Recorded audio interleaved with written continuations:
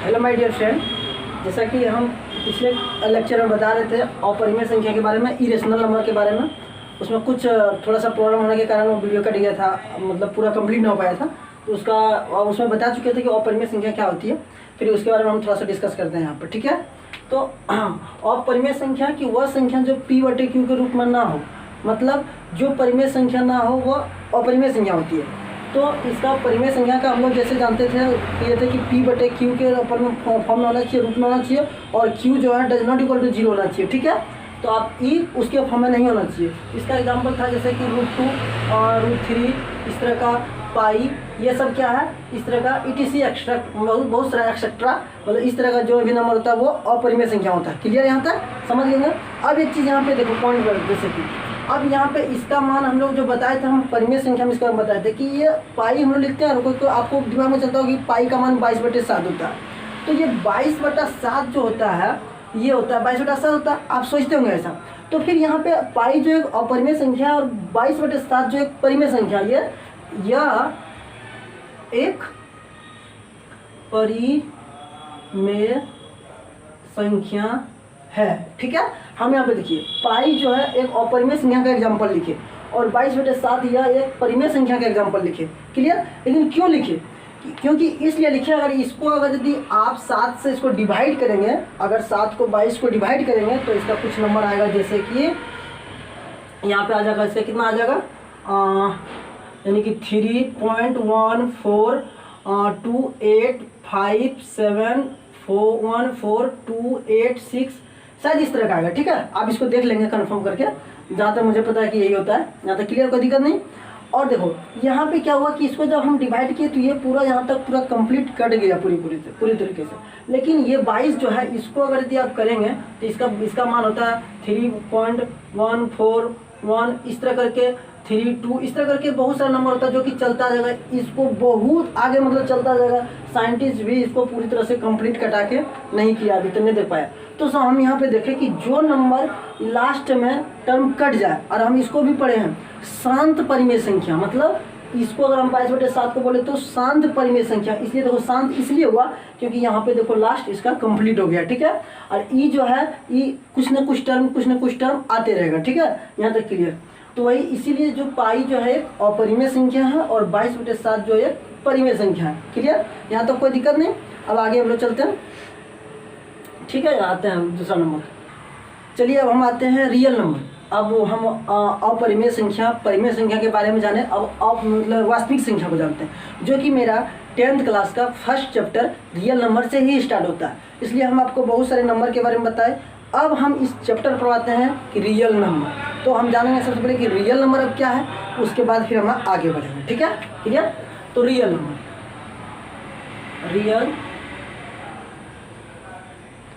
Number, इसको हिंदी में लिखते हैं वास्तविक संख्याएं, ठीक है।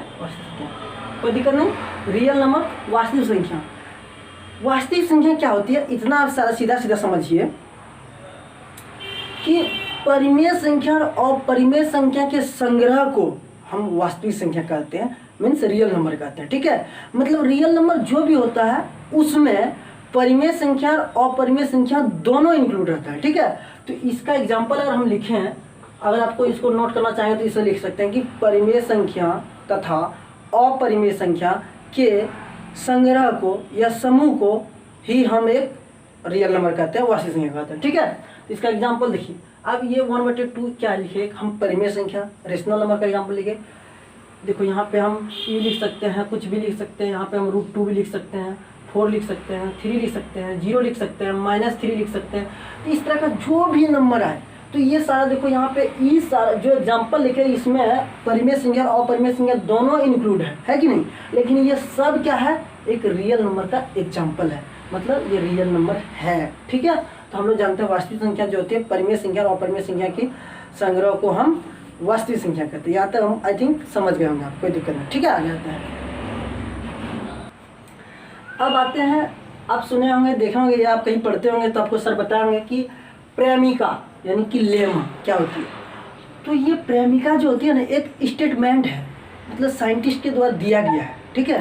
तो इसको अगर हम बोले कि क्या है, तो आप ऐसे बोल सकते हैं कि प्रेमिका एक सिद्ध कथन है जिसके द्वारा, जिसके अकॉर्डिंग हम दूसरी संख्याओं को, दूसरे चीज़ को प्रूव करते हैं। ठीक है, तो आप इसको सीधा से ले सकते हैं कि प्रेमिका एक सिद्ध कथन है जिसके द्वारा अन्य कथनों को सिद्ध किया जाता है। ठीक है, इसको बेस मान करके कि जो ये होता है तो होता है। ठीक है, इसके अकॉर्डिंग हम लोग ये मानेंगे। जैसे एग्जांपल के अगर हम लें तो हम जानते हैं कि x जो है एक्स स्क्वायर होता है। अगर हमको कोई बता दिया तो कोई बता दिया तो एक स्टेटमेंट हो गया कि x को अगर x से गुना करेगा तो एक्स स्क्वायर होगा। इसी तरह जब हम स्टेटमेंट हम पढ़ लिए, ठीक है, स्टेटमेंट हमको कोई बता दिया, बता देने के बाद तब बोला कि अब एक्स का जो वैल्यू है आप कुछ भी लीजिए, उसका जो भी उसका गुना करेंगे आप तो उसका स्क्वायर हो जाएगा। जैसे कि मतलब कि आप एक्स का 2 लेंगे, फिर इसको मल्टीप्लाई करके यहाँ 2 लेंगे, तो इसको आप इस तरह का लिख सकते हैं। ठीक है, तो इस स्टेटमेंट का मतलब यही हुआ कि एक ये स्टेटमेंट दिया गया है कि प्रेमिका एक सिद्ध कथन है जिसके द्वारा अन्य कथनों को सिद्ध किया जाता है। ठीक है, तो इसका एग्जाम्पल यही देखा कभी करना। चलिए हम अब आते हैं चैप्टर का जो पहला टॉपिक है आपका एक्सरसाइज 1.1, उसको समझते हैं। उसमें ये चीज़ दिया हुआ है कि जो भी क्वेश्चन है इसके अकॉर्डिंग अप्रूव करना है, लिखना है, सॉल्व करना है। इससे पहले हम लेमा वगैरह जो बताया, अगर आपको लिखने में प्रॉब्लम और डिफिनेशन तो आप हमें कमेंट करके बता सकते हैं, हम आप उसको लिख सकते हैं, लिख देंगे। ठीक है, क्लियर। अब आते हैं कि यूक्लिड विभाजन एल्गोरिथम, यूक्लिड डिवीजन जो एल्गोरिथम, मतलब ये क्या होती है। आखिर ये प्रोसेस जो भी क्वेश्चन में लिखा था कि आप यूक्लिड विभाजन एल्गोरिथम के द्वारा इतना को ये करें वो करें। ठीक है, इस तरह का लिखा हुआ था कि ऐसे अब निकालें या सॉल्व करें, वो आगे हम क्वेश्चन में देखेंगे, आपको समझ में आ जाएगा कि क्या मतलब पूछता है। तो हम लोग बेसिकली इसको समझते हैं कि ये क्या होती है। ये यहाँ पे 3 टर्म है, 1 टर्म, 2 टर्म, 3 टर्म। ठीक है, तो 3 टर्म है। सबसे पहला टर्म हम इसको समझेंगे कि ये एल्गोरिथम का मतलब ही होता है कोई प्रोसेस, कोई सिस्टम, मतलब कुछ काम करने का तरीका, काम करने का वो प्रोसेस को ही, अब वो काम जो भी हो, अगर क्वेश्चन को सॉल्व कर रहे थे यहाँ काम हो जाएगा मेरा क्वेश्चन सॉल्व करने का प्रोसेस। ठीक है, हम यहाँ पढ़ा रहे हैं तो पढ़ाने का प्रोसेस, इसी को कहते हैं एल्गोरिथम। मतलब क्या हुआ कि अगर हम 2 से अगर 7 में किसी डिवाइड, इसको 2 से अगर 7 को डिवाइड करते हैं तो यहाँ पे देखो अगर हम ये क्या किए 2 3 6, 1 से सारा इसको माइनस किए, तो ये प्रोसेस हम यहाँ पे आप सोचते हो कि हमको भागा सिखा रहे हैं, नहीं। मतलब देखिए ये जो है ये भागा हम सॉल्व किए, लेकिन ये क्या हुआ, एक प्रोसेस, किस प्रोसेस से किए इसको, वही ये है। ठीक है, और ये जो भाग किए इसी भाग को कहते हैं विभाजन।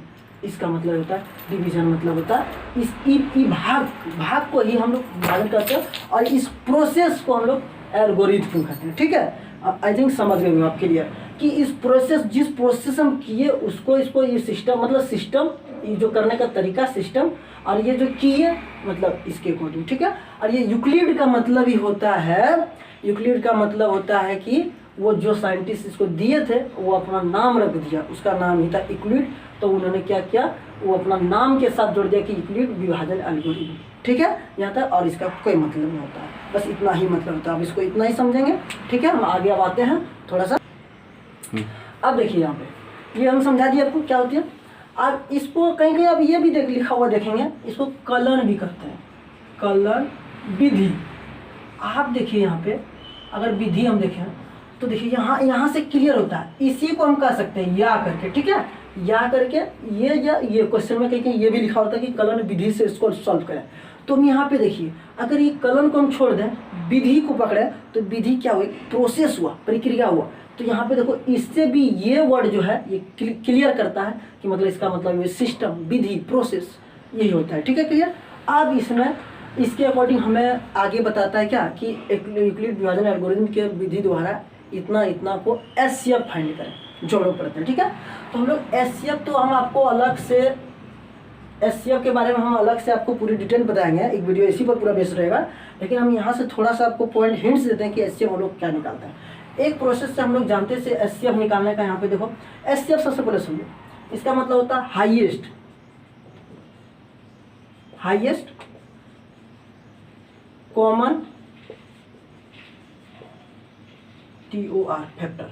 ठीक है, हाईएस्ट कॉमन फैक्टर। आप देखिए इसका फुल फॉर्म हुआ कि हाईएस्ट कॉमन फैक्टर, HCF। कोई दिक्कत नहीं, HCF को हम लोग GDF भी बोल सकते हैं कहीं कहीं बुक में लिखा होता है कि जब हायर क्लास में आप पढ़ेंगे तो GDF आपको बोलेगा कि GDF फाइंड करना, तो उसका भी मतलब होता है SCF भी फाइंड करना। ठीक है, क्लियर। अब यहाँ पे देखिए, और एक चीज़ याद रखना, जब भी हम SCF निकालें किसी 2 नंबर का निकालेंगे, वो सिंगल तो निकाल नहीं सकते हम कि 5 दे दिया आपको, 4 दे दिया, बोलेंगे इसका SCF फाइंड कर, तो वो तो होगा नहीं। जब भी होगा तो 2 नंबर होगा, 3 नंबर होगा, उससे आगे हो सकता है, लेकिन कम से कम 2 रहेगा। तो 2 जैसे कि हम ले लेते हैं यहाँ पे, अगर यदि ले लिए हम 8 ले लिए और 12। आपको अगर इसको हम बोलेंगे कि SCF फाइंड करें तो आप तुरंत कैसे फाइंड करेंगे, इसको इस तरह करके निकाल के SCF फाइंड करेंगे। तो यहाँ पे देखो हम इसको कैसे, तो ये हाईएस्ट कॉमन फैक्टर का मतलब हम आपको समझाते हैं। फैक्टर का मतलब होता है गुणनखंड, मतलब उसको गुणा के रूप में खंड करना, तोड़ देना। तोड़ देने का मतलब क्या हुआ, देखो तोड़ देना मतलब क्या कि ऐसा गुणा के रूप में खंड करें, जो जो नंबर होगा वो नंबर से सबसे भाग लग जाए, वही तो गुणा खंड करते हैं, उसी को कहते हैं। तो 8 को हम 1 से भी डिवाइड कर सकते हैं, 2 से भी डिवाइड कर सकते हैं, 3 से कर सकते हैं, नहीं कर सकते हैं। तो 1 2 3 नहीं होगा, 4 8। हम इसको फैक्टर में कहेंगे, 8 को फैक्टर में तोड़े, मतलब 1 2 4 8, इस तरह इसका फैक्टर हो गया। ठीक है, इस तरह इसको तोड़ेंगे तो 1 2 3 और 4 और 12। क्लियर।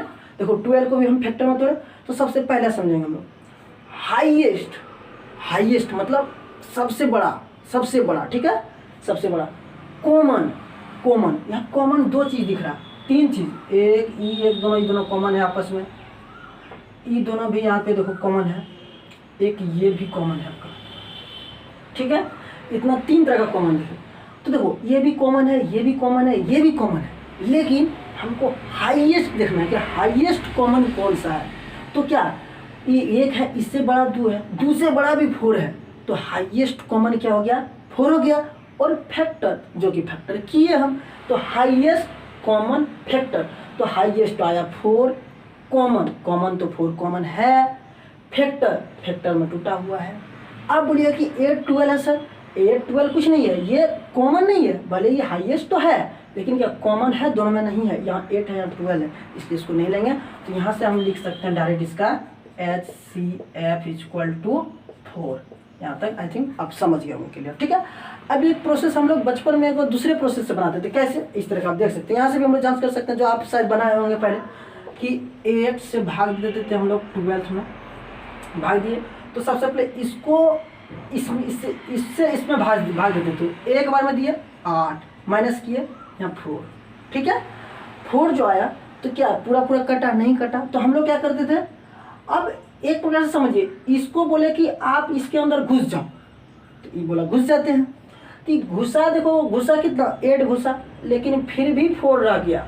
तब इसको बोले कि जब तुमको बोले थे उसमें भाग लग जाओ, जब तुम नहीं लगा, पूरा बच गया, ये पूरा बचिए गया, अब जो बचा उससे तुम में घुसेगा, मतलब अब इसी को जो है हम 4 को इसी में भाग देते हैं, 8 में, 4 दूनी 8। तो यहाँ पे देखो क्लियर 0। और हम लोग जब बचपन में पढ़ते थे क्या, कि जब 0 आ जाए, जिस चीज़ से भाग दिया लास्ट में 0 आ जाए, वही SCF होगा। तो यहाँ से आप देख सकते हैं क्लियर, देखिए HCF = 4, और हम लोग यहाँ से भी देखिए 4, कोई दिक्कत नहीं, क्लियर। यहाँ SCF = 4, क्यों, क्योंकि 4 से जब भाग दिए हम, आप बोलिए कि यहाँ 8 क्यों नहीं लिए, 8 इसलिए नहीं लिए कि 8 से जब भाग दिए तो यहाँ 4 बच गया था शेष, और जब 4 से 8 में दिए तो देखो यहाँ पे लास्ट में 0 आ गया। 0 आ गया मतलब ई अच्छा काम किया कि ऐसा भी उसमें भाग दिया कि 0 ला दिया, मतलब ये परफेक्ट है, मतलब कह सकते हैं कि यही तो काम किया, था SCF इसका, यही हो गया। यहाँ तक कोई दिक्कत ना, क्लियर। चलिए हम आगे अब आपको